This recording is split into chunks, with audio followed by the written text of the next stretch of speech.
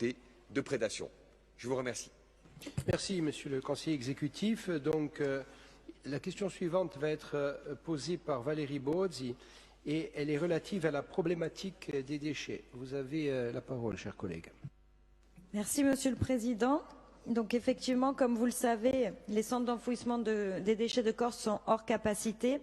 Pour toutes les intercommunalités, cela suppose la mise en balle des déchets et leur stockage de façon temporaire sur des terrains déclarés en centre de stockage provisoire.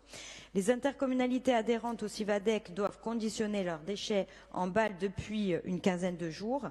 Pour les autres, ça a commencé fin août de cette année. À titre d'exemple, pour l'intercommunalité que je préside, la communauté de communes de la Pieve d'Ornane et du Taravo, cela représente environ 95 tonnes de déchets par semaine à conditionner et à stocker, et ce malgré une augmentation significative du tri sélectif sur cette année. Depuis la fermeture du centre de stockage de Vigianel, nous devons assumer le surcoût lié à cette mise en balle et au stockage des déchets, pour bien sûr le bien-être de nos résidents, mais également pour ne pas impacter l'image de la Corse durant la saison estivale. La collectivité de Corse ne peut nier cette réalité alors qu'elle a la compétence de planification et représente d'une manière générale les intérêts de la Corse. Ce surcoût n'était pas prévu dans nos budgets et les grève de façon considérable en nous obligeant à reconsidérer les investissements dont nos territoires ont pourtant cruellement besoin.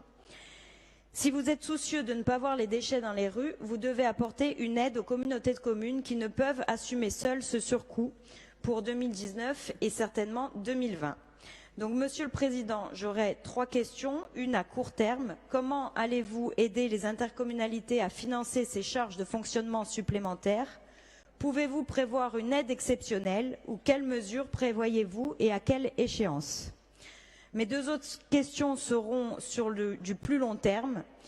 La presse s'est récemment fait l'écho de tractations entre monsieur le député Colombagne et monsieur Alexandre Lanfranc, porteur d'un projet d'écopole sur la commune de Vigianel, en vue du rachat de cette écopole par la collectivité de Corse. Vous en aviez également fait état lors d'une précédente session.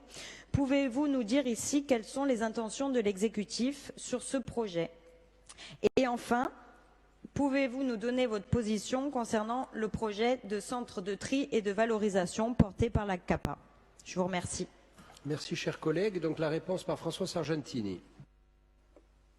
Oui, merci, Président. Madame la conseillère, votre question soulève les problèmes rencontrés en cette période de crise par l'ensemble des communautés de communes et qui demandent une réponse appropriée.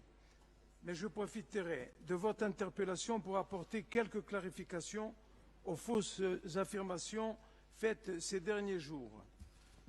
D'abord, pour dire au porte-parole de Corim Fronte, qui a enfoncé une porte ouverte au centre de Vigianello, que nous ne sommes pas responsabilités depuis 6 ans, mais seulement, dirais-je, depuis 3 ans, 11 mois et 15 jours, que nous avons trouvé une Corse en déshérence, au bord du gouffre et sans jeu de mots, que notre volonté de réussir, notamment sur les questions des déchets, nous a amené à présenter un plan de gestion conforme à ce qui se dessine au niveau mondial et qui prend en compte, contrairement à son mouvement, qui détermine ses positions en fonction d'opportunités politiciennes, les intérêts de tous les Corses. Ensuite, pour dire à M. Bartoli, qui oublie qu'il a été membre de l'exécutif et qui porte une très lourde responsabilité sur la situation, que malgré ces affirmations, il n'est pas de la responsabilité de l'exécutif de trouver les sites des centres de stockage, mais à l'organisme qui a la compétence de traitement.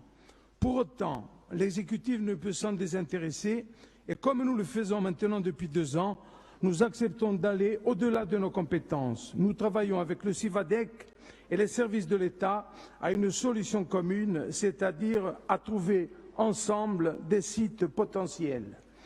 Enfin, à M. Marcangeli, vous qui affirmez que la CDC refuse de faire émerger de nouvelles solutions, je vous pose la question, lesquelles? Parce que si mes souvenirs sont exacts, et ils le sont, votre projet de la CAPA se fait bien par convention avec l'Office de l'environnement. Et lors de nos nombreuses rencontres à Corte, vous avez bien proposé la création d'un centre de trivalorisation, de 2 centres de compostage et d'un centre de stockage. Je suppose que votre proposition tient toujours parce qu'elle n'a jamais été démentie, ou alors vous l'avez peut-être oubliée, et je pense que M. Filoni, dans ce cas-là, peut confirmer mes propos. Vous exprimez dans cette période difficile la solidarité de la CAPA envers les EPCI voisins. C'est tout à votre honneur, quand bien même cette solidarité serait légèrement teintée d'intérêt politique, cela s'entend. Madame la conseillère, concernant votre question, je dois vous dire que votre communauté de communes est l'un des EPCI qui est venu le plus tardivement à la collecte sélective.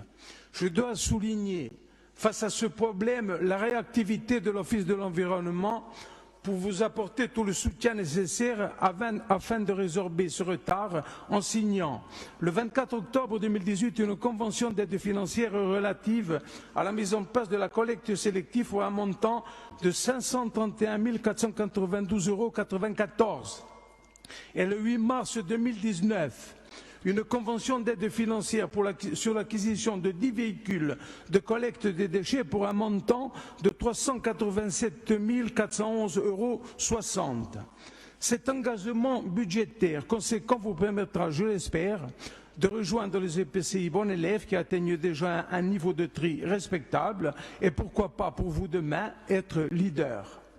Madame la conseillère, concernant une aide potentielle pour faire face aux surcoûts liés à la mise en balle, il ne nous est pas possible d'intervenir car cela incombe à la compétence en charge du traitement des déchets. Quant aux intentions de l'exécutif concernant les centres de stockage, je pense que vous faites allusion au centre de Vigenère, vous le citez, ou pour toute autre structure, elles sont connues, elles sont basées sur une maîtrise publique. Et sur les éléments essentiels du projet, nous devons rester dans ce cadre, mais cela n'écarte en rien une possible coopération avec des privés.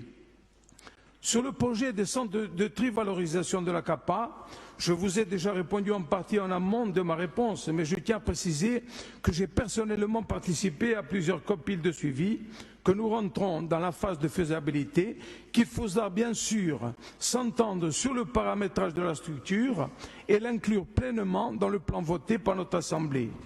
Madame la conseillère, des décisions qui dépendent uniquement du régalien, donc de l'État, ont précipité notre pays dans la crise. Pour notre part, nous préférons le dialogue avec les élus des communes et des différents territoires pour trouver des solutions. Maintenant, chaque citoyen, chaque responsable politique et chaque responsable de l'État est face à ses propres responsabilités. Que chacun assume les siennes sans arrière-pensée, nous assumerons les nôtres.